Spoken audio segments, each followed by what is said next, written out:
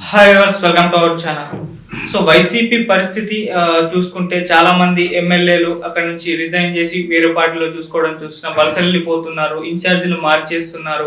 అసలు ఏం జరుగుతుంది వైసీపీ పార్టీలో, మరి ఇది దేనికి సంకేతం?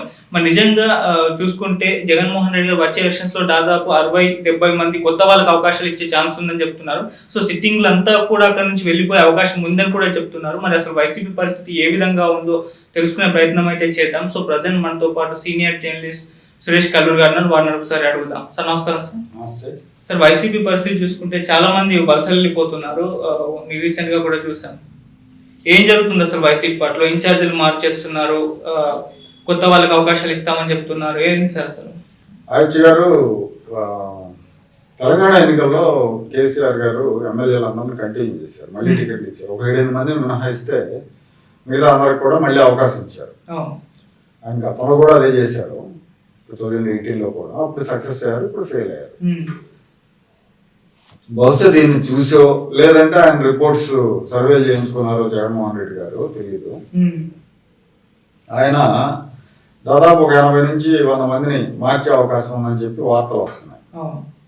గత 15 రోజుల నుంచి మొత్తం అల్లకల్లోలం ఉంది వైఎస్ఆర్ కాంగ్రెస్ పార్టీ.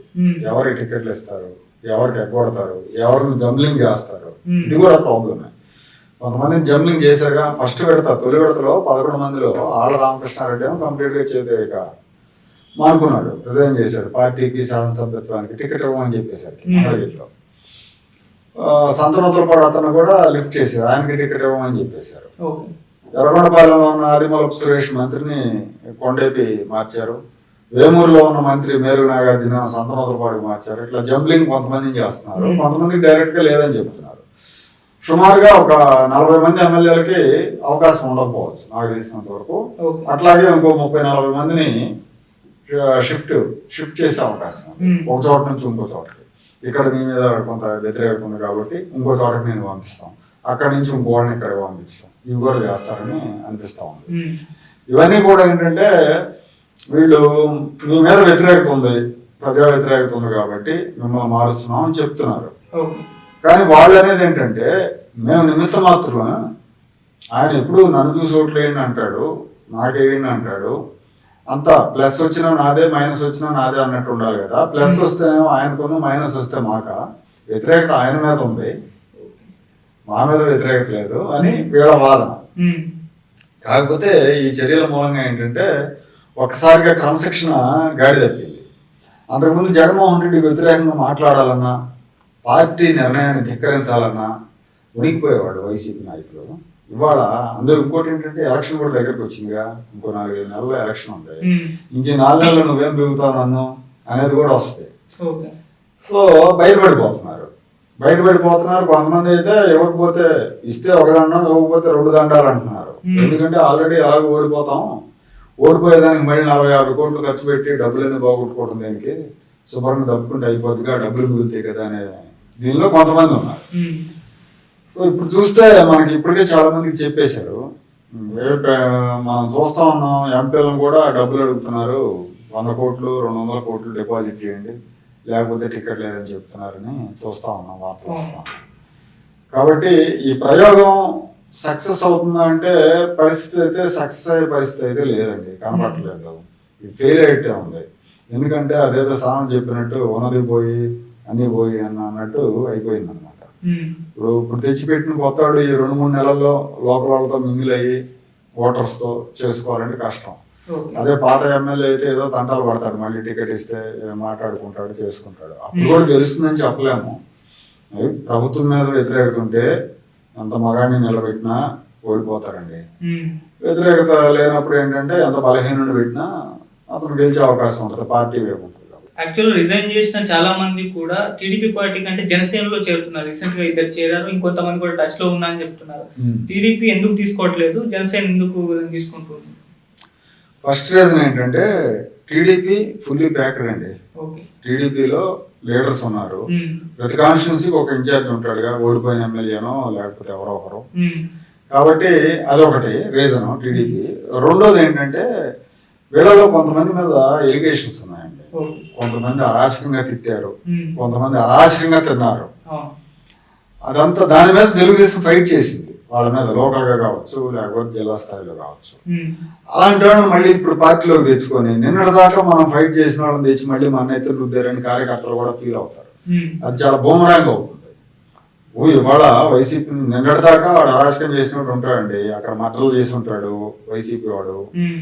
ఇవాళ నాకు జగన్ టికెట్ ఎగ్గొట్టాడని జగన్ తిట్టి నేను జగన్ తిట్టాను కదా నాకు టికెట్ ఇవ్వండి మీ పార్టీలో చేస్తా అని చెప్పి తెలుగుదేశం పార్టీలోకి వస్తే తెలుగుదేశం పార్టీ నాయకత్వం అతను టికెట్ ఇస్తే కింద ఉన్న కార్యకర్తలు ఏమైపోతారు?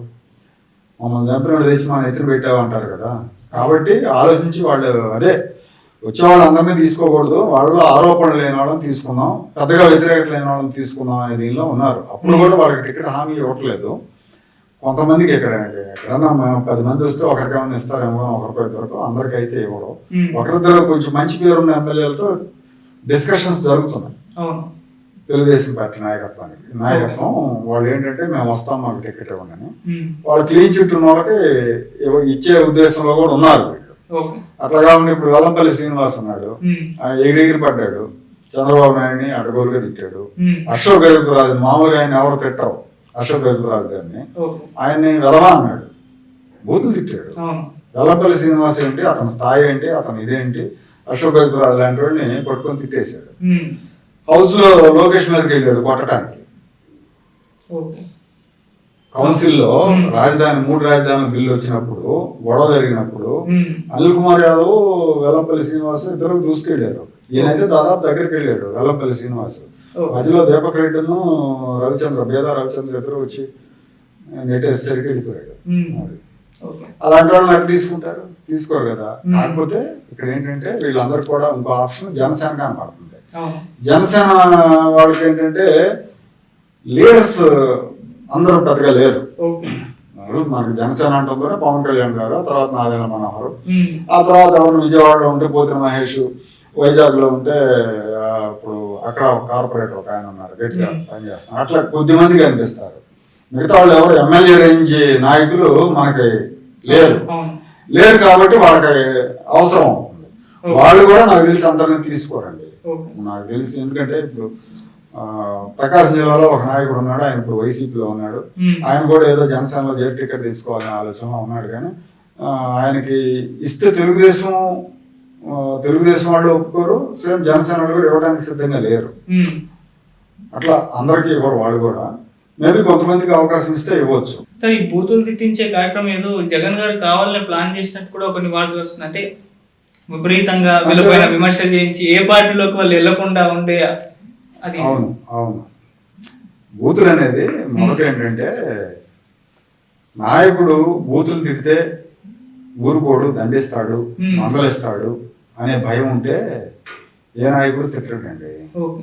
జగన్మోహన్ రెడ్డి గారి పార్టీలో అందరూ బూతుల్లో మాస్టర్స్ చేశారు. ఏంటంటే వాళ్ళు తిట్టే చంద్రబాబు నాయుడిని తిడితే ఈయన ఎంకరేజ్ చేస్తా ఉంటాడు. తిట్టిన వాళ్ళకి పిహెచ్డీలు ఇస్తా ఉంటాడు, మంత్రి పదవులు ప్రమోషన్లు ఇస్తా ఉంటాడు. చంద్రబాబు నాయుడు ఇంటి మీదకి జోగి రమేష్ జనాన్ని తీసుకొని వెళ్ళాడు. మనం ఎప్పుడు చూస్తున్నాం, మాజీ ముఖ్యమంత్రి ఇంటి మీదకి దాడికి వెళ్తాం. 2 నెలలకు అతనికి మంత్రి పదవి ఇచ్చాడు, 2 నెలలకు 3 నెలలకు ప్రమోషన్ ఇచ్చాడు. అంటే ఇవన్నీ కూడా జగన్మోహన్ రెడ్డి కావాలనే చేయిస్తున్నాడని మనం ఘంటాబలంగా చెప్పొచ్చు.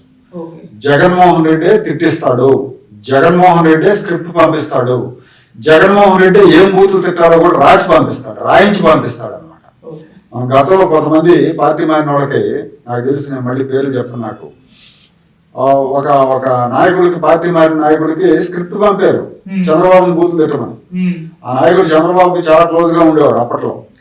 ఆయన తిట్టకపోతే ఎందుకు తిట్టలేదు అని కూడా అడిగారు. ఇవాళ మాగుంట శ్రీనివాసరెడ్డిని ఒంగోలు ఎంపీని నియోజకవర్గంలో 7 అసెంబ్లీ సెగ్మెంట్స్ లో నువ్వు ప్రెస్ మీట్లు పెట్టి చంద్రబాబుని, లోకేష్ ని వ్యక్తిగతంగా తిట్టు, అట్లా తిడితేనే నీకు టికెట్ ఇస్తామని చెప్పారు. అతను నాకు క్యారెక్టర్ ఉంది, నేను ఎట్లా పెడితే అట్లా మాట్లాడను. రాజకీయాల్లోకి రాకముందు నుంచి మాకు చంద్రబాబుతో మా కుటుంబానికి సత్సంబంధాలు ఉన్నాయి, ఇప్పటికీ మంచి సంబంధాలు ఉన్నాయి. తిట్టి నా క్యారెక్టర్ పోగొట్టుకోను, తిట్టమని చెప్పి మీ క్యారెక్టర్ పోగొట్టుకున్నారు, తిట్టి నా క్యారెక్టర్ పోగొట్టుకొని నేను నాకు టికెట్ ఇవ్వకపోతే మనకు పర్లేదని వెళ్ళిపోయాడు అతను. అతను డబ్బులు కూడా అడిగారని అంటున్నారు. మరి 180 కోట్లు డిపాజిట్ చేయమని అడిగారంట. అట్లా అంటే ఇవన్నీ కూడా ఈ తిట్లు, ఈ స్కీమ్ అంతా కూడా జగన్మోహన్ రెడ్డి రూపొందించిన స్కీమ్ ఇది. ఓకే. కాకపోతే ఇందులో కొంచెం అత్యుత్సాహంగా ఉంటారు కదా, వల్లభనేని వంశీ, కొడాలి నాని ఇలాంటి వాళ్ళు నెక్స్ట్ లెవెల్కి వెళ్ళి మరీ తిట్టారు. Next face the music 2024 March April తర్వాత ఖచ్చితంగా ఉంటుంది.